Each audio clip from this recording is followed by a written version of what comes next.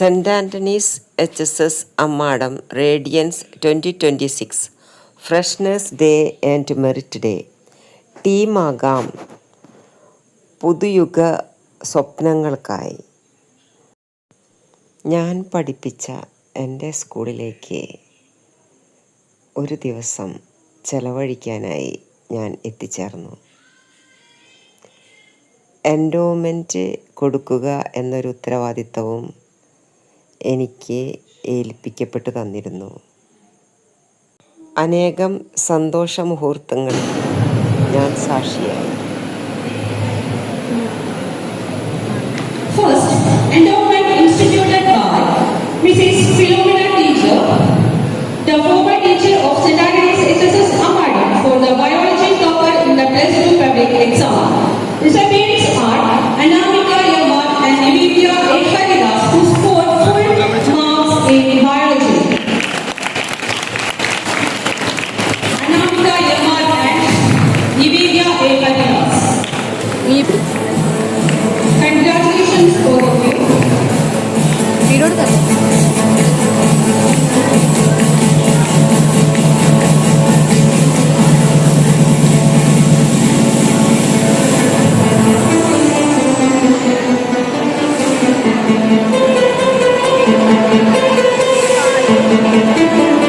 Next is Tony Babu Memorial Endowment, instituted by 2009 science batch students for securing highest mark in mathematics in +2 public exam. The award is going to be won by Aditya Dilip, who scored 195 out of 200 in higher secondary second year examination.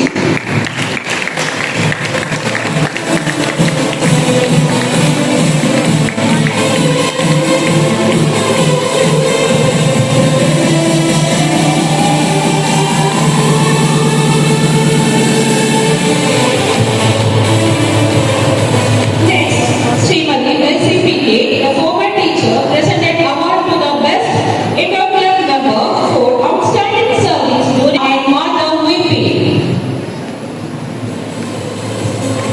Avantika Krishna and Madhav VP are requested to please come forward on the stage.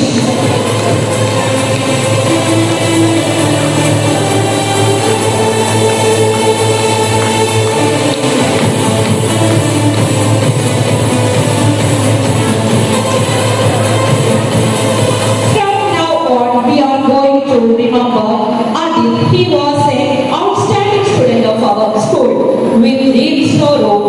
Let me inform you that Adit is no longer with us. Next, we move on the award ceremony instituted by Adit's family in his loving memory. The award for the best of 2004-2006 is going to be won by Nivet P.S. from Science Batch.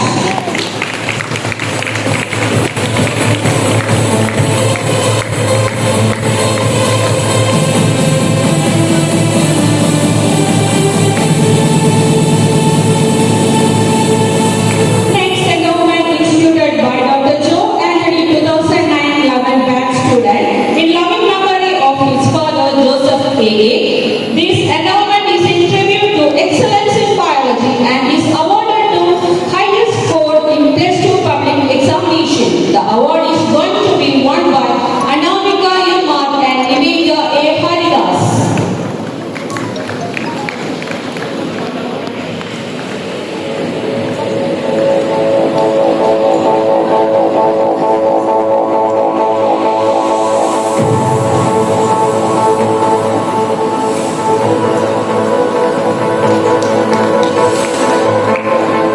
Next, K.L. Johnson Master Endowment instituted by Sri K.L. Johnson Master, former principal of St. Agnes HSS Amadam, a visionary leader and inspiring mentor, and a guiding light who has shaped generations with wisdom to honor academic excellence and encourage the pursuit of greatness. Award to the half-yearly examination topper from +2 Science Aditya Dilip and +2 Commerce Devapriya T.R. Photo എടുത്തിട്ടുണ്ട്.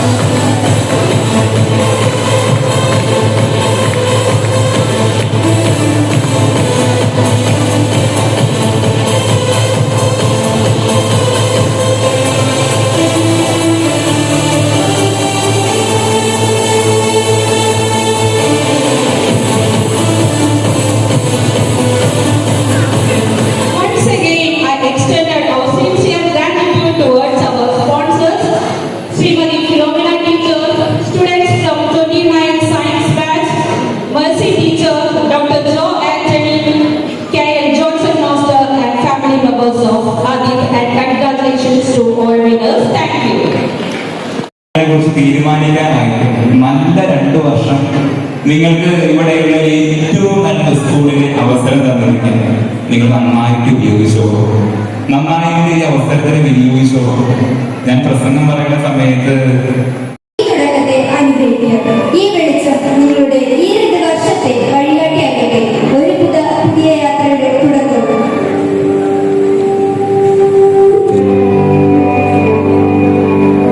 എല്ലാ വിദ്യാർത്ഥികളും എഴുന്നേറ്റ് നിന്ന് അധ്യാപകരിൽ നിന്ന് അറിവിന്റെ തിരുനാളം ഏറ്റുവാങ്ങുക.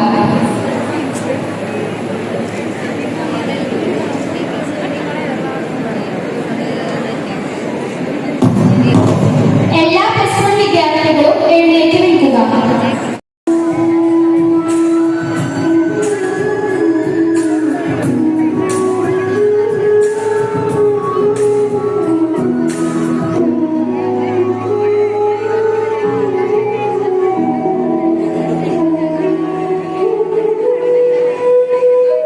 Each of us differences, work hard. First of all, let me express our sincere gratitude to the generous souls who have contributed numerous endowment for the betterment of our school. Next, we shall proceed with the distribution of this endowment. The following are the eminent personalities who have sponsored the endowment for us. Srimati Philomena teacher, students from Science Fair 2009, Srimati Mercy teacher, Dr. Joe Anthony, KL Johnson master, എനിക്ക് ഇവിടുന്ന് ഈ award മേടിക്കാൻ സാധിച്ചതിൽ ഒരുപാട് സന്തോഷമുണ്ട്. അതിന് ഞാൻ ആദ്യം ദൈവത്തോടും എൻ്റെ ഫാമിലിയോടും നന്ദി പറയുന്നു. ഒപ്പം ഇതിനെന്നെ സപ്പോർട്ട് ചെയ്ത പ്രിൻസിപ്പൽ സന്തോഷ് സാറിനും എല്ലാ ടീച്ചേഴ്സിനും ഒരുപാട് നന്ദി. പ്രത്യേകിച്ച് എൻ്റെ ക്ലാസ് ടീച്ചർ ടീച്ചറിനും ഒരുപാട് നന്ദി. എൻ്റെ +1 സ്കൂൾ സെലക്ട് ചെയ്യുമ്പോൾ ഫസ്റ്റ് ഓപ്ഷനായിരുന്നു മമ്മാളം സ്കൂൾ. അതെനിക്കൊരു ബെസ്റ്റ് ചോയ്സ് ആയിരുന്നു. +2 അത്യാവശ്യം നല്ലോണം പഠിക്കാറുണ്ട്, അത്യാവശ്യം ടഫാണ്. അപ്പോൾ 10ാം ക്ലാസ് കഴിഞ്ഞിട്ട് റിലാക്സ് ചെയ്യാമെന്ന് വിചാരിക്കരുത്. +1 മാക്സിമം മാർക്ക് സ്കോർ ചെയ്യണം. എന്നാലും നമുക്ക് +2 പ്രാക്ടിക്കലൊക്കെ വരുമ്പോൾ കുറച്ച് റിലാക്സ് ആയിട്ട് പഠിക്കാൻ പറ്റുള്ളൂ. അപ്പോൾ ഇന്ന് നമ്മുടെ +1 ജോയിൻ ചെയ്ത എല്ലാവർക്കും all the best. Thank you.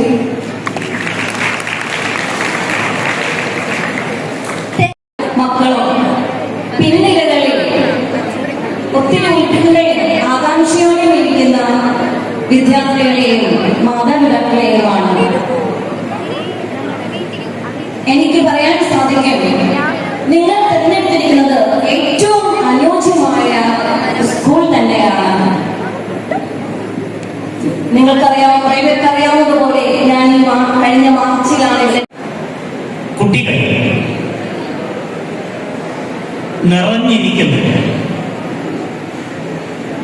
നിറഞ്ഞിരിക്കുന്ന കുട്ടികളെ കണ്ടതോടുകൂടി മോട്ടിവേഷൻ സ്പീക്കർക്ക് വലിയ ആവേശം.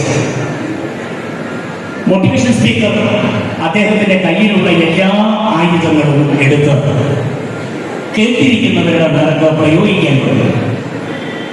അങ്ങനെ അദ്ദേഹം ഇങ്ങനെ കത്തിക്കയറി മുൻപിലേക്ക് പോവുകയാണ്. പറയുന്നത്, നോക്കൂ, ഒരു പ്രതിസന്ധി ഘട്ടം വന്നാൽ നാം എങ്ങനെയാണ് അതിനെ നേരിടേണ്ടത്? പ്രതിസന്ധി ഘട്ടം വന്നാൽ നിങ്ങൾ തളരരുത്, നിങ്ങൾ കരയരുത്, നിങ്ങൾ തകരരുത്. പ്രശ്നത്തിന്റെ കണ്ണിൽ നോക്കി പ്രശ്നത്തെ തോൽപ്പിക്കണം. പൊരുതി നിൽക്കണം. നട്ടല് കുനിക്കരുത്, പിന്തിരിഞ്ഞ് ഓടരുത് തുടങ്ങിയ രീതിയിൽ കേട്ടിരിക്കുന്നവരെ ഇങ്ങനെ ഉദ്ബോധിപ്പിച്ചു. അത് മനസ്സിലാവുകയില്ല. അവസാനം ഇയാളെ നിർത്താനുള്ള ഒരു ഉദ്ദേശം കാണില്ല. സഹികെട്ട ഒരു കുട്ടി ഏറ്റവും പിറകിൽ നിന്ന് അങ്ങനെ എഴുന്നേറ്റ്.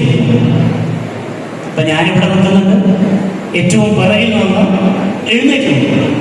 അപ്പൊ നിങ്ങളാരും പിറകിൽ നിന്ന് എഴുന്നേറ്റ് നിന്ന് ആളെ കാണില്ല, പക്ഷെ എനിക്ക് കാണാം. എഴുന്നേറ്റ് നിന്നു എന്ന് മാത്രമല്ല, ആ കുട്ടി ഒരു സാധനം വലിച്ചെടുത്ത് പ്രസംഗിക്കുന്ന ആളുടെ നേർക്ക് ചൂണ്ടി. തോക്കൈ. സ്ഥലം അമേരിക്കയാണ്, കളിത്തോക്കൊന്നാവില്ല. സംഗതി ഒറിജിനൽ തന്നെയാണ്. ജീവൻ പോയി എന്ന് ഉറപ്പായി, കൊല്ലപ്പെടുമെന്ന് ഉറപ്പായപ്പോ അതുവരെ പറഞ്ഞുകൊണ്ടിരുന്ന മുഴുവൻ മോട്ടിവേഷണൽ സിദ്ധാന്തങ്ങളെയും മറന്ന് അയാൾ ഉച്ചത്തിൽ നിലവിളിച്ചു. എന്നെ കൊല്ലലേ എന്ന് അലറി വിളിച്ചു. അതുവരെ എന്താ പറഞ്ഞുകൊണ്ടിരുന്നത്?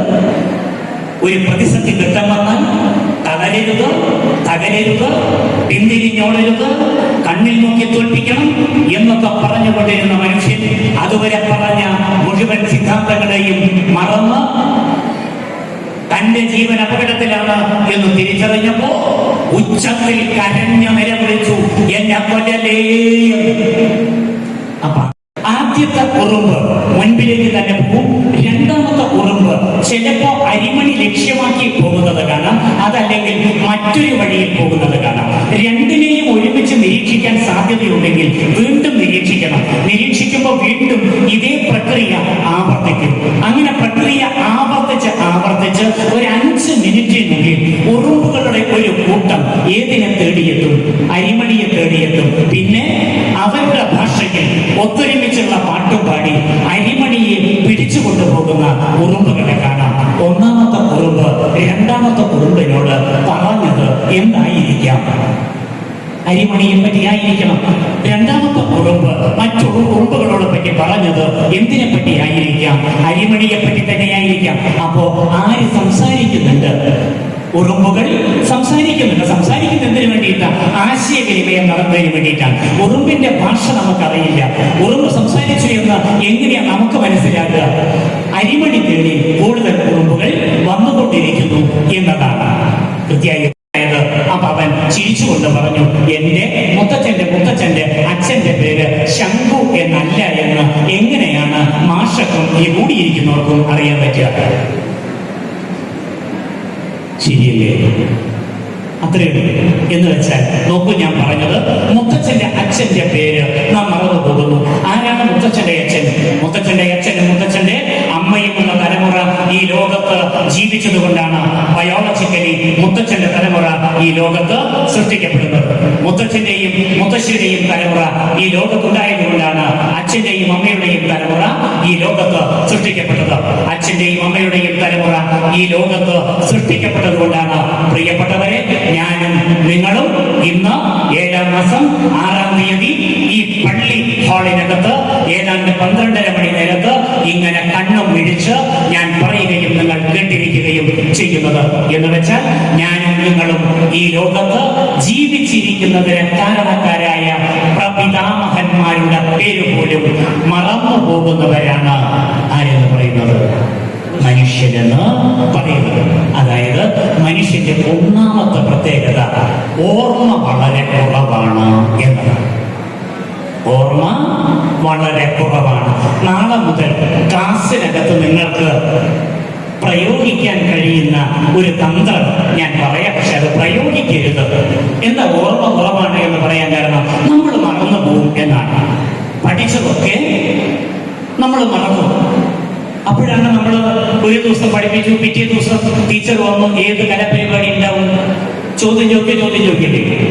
ചോദ്യം ചോദിക്കും, ഉറപ്പായിട്ടും. ചോദ്യം ചോദിക്കുമ്പോൾ നമ്മൾ വിക്കി മറുപടി പറയും. എന്താ വിക്കി മറുപടി പറഞ്ഞ ടീച്ചർ പറയുക? അയ്യോ കുട്ടി നന്നായി, ഇനി നന്നായി പഠിക്കണം എന്നാണോ? എന്താണ് പഠിക്കാതിരുന്നത്? മര്യാദയ്ക്ക് പഠിക്കണം എന്ന് പറയും. പക്ഷേ നമ്മൾ അറിയേണ്ടത് പഠിച്ചതിന്റെ ഒരു ചെറിയ ശതമാനം എപ്പോഴേക്കും മറന്നു പോകും? പിറ്റേ ദിവസം ആകുമ്പോഴേക്കും മറന്നു പോകും. ഒരാഴ്ച കഴിയുമ്പോഴേക്കും അതിന്റെ ഏതാണ്ട് 40% മറന്നു പോകും. അപ്പൊ ഒരു കൊല്ലം കഴിയുമ്പോഴേക്കോ ഏതാണ്ട് പൂർണ്ണമായും മറന്നു പോകും. അപ്പോൾ ക്ലാസ്